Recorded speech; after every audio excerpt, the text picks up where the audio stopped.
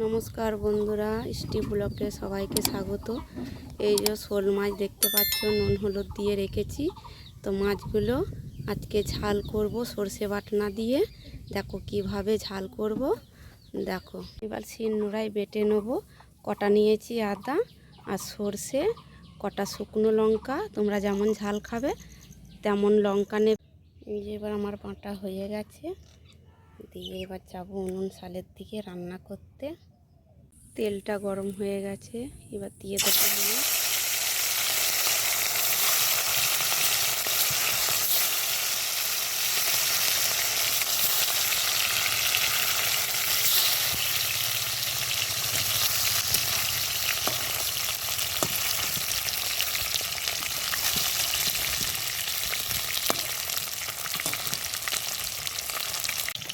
মাছগুলো এবার উল্টে দেবো।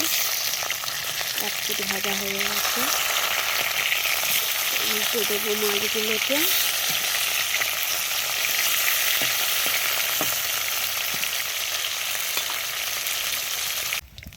মাছগুলো হয়ে গেছে, এবার নামিয়ে দেবো একটা থালায়।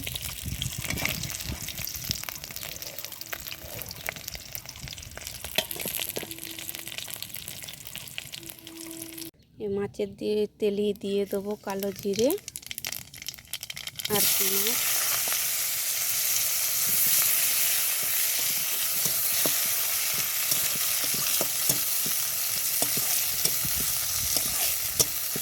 একটু লাল লাল করে ভেজে নেব।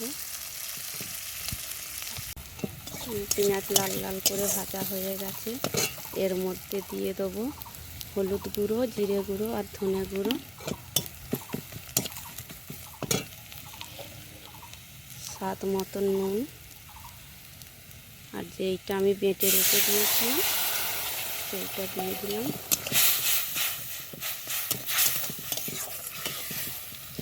তো এইভাবে শোল মাছের তরকারি করবে বাড়িতে, খুবই ভালো লাগবে আশা করি।